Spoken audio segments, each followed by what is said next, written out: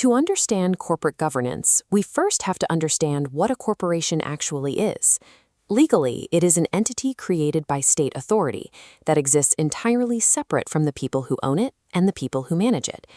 This legal separation creates a significant vulnerability.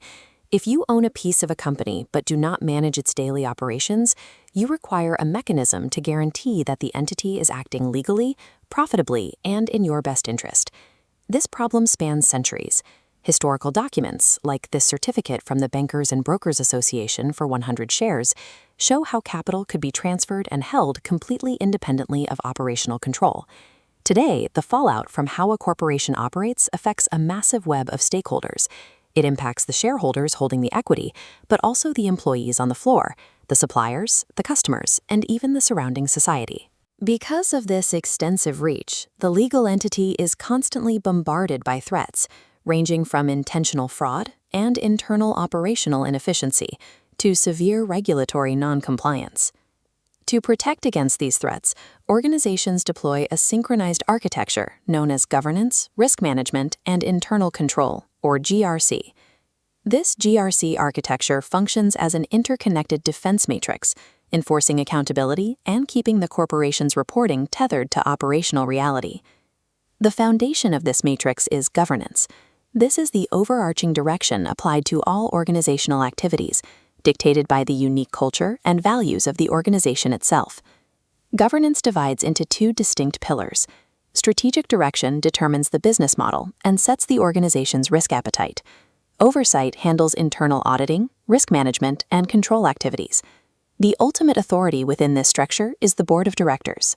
Directors hold a strict fiduciary duty to establish corporate policy, provide overall direction, and explicitly determine what outcomes are unacceptable to the stakeholders. Beneath the board sits corporate management. While the board oversees the perimeter, management acts as the primary risk owners, responsible for executing day-to-day operations. A risk owner must evaluate the design of risk management activities, ensure those processes operate as intended, and establish continuous monitoring. The board maps out the safe operating perimeter and defines the tolerance levels, but management has to build the actual walls to defend it. Those walls take place form of internal controls. These are the specific processes established by the board and management to mitigate the risks the business faces every day. The standard framework for this is the COSO model. Internal controls provide reasonable assurance an entity will achieve its objectives. These fall into three areas: the efficiency of operations, the reliability of financial reporting, and strict adherence to regulatory compliance. While controls catch simple errors, they face a much more difficult challenge against fraud. Fraud is an intentional act, typically driven by a combination of pressure to perform and a perceived opportunity to bypass the rules. Standard internal controls struggle against fraud because perpetrators actively conceal their tracks. They falsify documents or collude with others to sidestep standard authorization barriers. Management also has to balance these defenses against a strict cost-benefit constraint. Controls cannot be so heavy or restrictive that they destroy the efficiency and profitability of the organization. Because internal controls are constrained by cost and vulnerable to human ingenuity, they form a strong but imperfect operational shield. To guarantee that shield is actually working, the system requires external validation. Historically, internal controls were voluntary best practices. It took massive corporate scandals to force government regulators to step in and mandate them by federal law. One of the first major regulatory interventions was the Foreign Corrupt Practices Act, or FCPA, primarily designed to prohibit domestic companies from bribing foreign officials to obtain or retain business. But the FCPA contains a lesser-known provision that applies to all registered public companies, whether they operate overseas or not. It's accounting and internal control requirements. The law dictates that all public companies must maintain books and records in reasonable detail and possess a system of internal controls that ensures every transaction is executed strictly according to management's authorization. The penalties for failure are severe. Individuals face up to $100,000 in fines and 5 years in prison, and employers are legally barred from paying those fines on the individual's behalf. The FCPA legally weaponized internal controls, transforming operational sloppiness into a potential criminal liability. That legal landscape became even more rigid with the Sarbanes-Oxley Act of 2002. Enacted in response to massive financial reporting scandals, SOX imposed strict new responsibilities on public issuers and their auditors. Pre-SOX corporate governance had a critical flaw.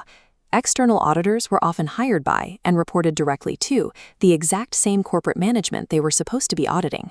To fix this, SOX structurally rewired the corporation by elevating the audit committee and entirely stripping management of that critical oversight capability. Under Section 407, the audit committee must consist of at least 3 fully independent board members with no affiliation to the issuer, and at least 1 must be a designated financial expert. Section 201 mandates that independent auditors now report directly to this independent committee, not to management. The committee must also approve any non-audit services in advance to prevent conflicts of interest. To prevent dangerous complacency, Section 203 forces the lead auditor and reviewing partner to rotate off a client's audit every 5 consecutive years. SOX recognized a stark reality. Management cannot be trusted to grade its own homework. True independence must be structurally enforced, not just culturally encouraged. SOX also forced corporate management to attach their names directly to the numbers. Section 302 requires management to personally sign certifications, guaranteeing the accuracy and fairness of their financial reports. The most demanding regulation is Section 404, the Internal Control Report. Section 404 requires management to formally establish and document internal control procedures and then publish an assessment of their effectiveness at the end of the fiscal year using a recognized framework like COSO. External auditors cannot just verify the final financial numbers. Under Section 404, they must concurrently test the controls and issue a secondary attestation report verifying that management's internal assessment is accurate. Section 404 makes the hidden internal defense matrix publicly visible. It forces companies to prove their controls actually function as intended before they are allowed to publish their profits. How do auditors practically fulfill their Section 404 obligations when modern corporations process billions of transactions every single day?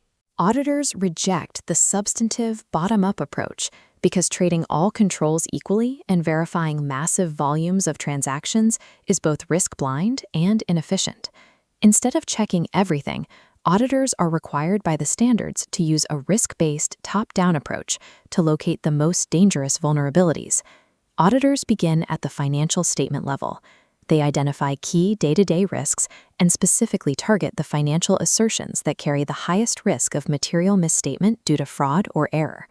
Once those vulnerabilities are mapped, auditors direct their testing resources precisely to the internal controls governing those specific high-risk areas. The top-down audit acts as the ultimate stress test of the GRC matrix. It bypasses the low-risk administrative noise to search for the exact points where pressure and opportunity might breach the corporate defenses. The culmination of this entire architecture, the internal controls, the regulatory compliance, and the rigorous top-down audit, is the formal audit opinion. An unmodified opinion is the ideal outcome. It states that the financial statements are presented fairly, in all material respects, in accordance with the applicable framework. A qualified opinion indicates that the financials are presented fairly, except for specific material misstatements that are isolated and not pervasive to the entire document. An adverse opinion means the financial statements fail completely. The auditor found misstatements that are both material and pervasive throughout the reporting. Finally, a disclaimer of opinion occurs when the auditor was unable to obtain sufficient evidence, making it impossible to express any valid opinion on the financials at all. The GRC architecture provides a legally mandated, deeply layered defense matrix, protecting stakeholders by ensuring a corporation's numbers reflects its operational reality.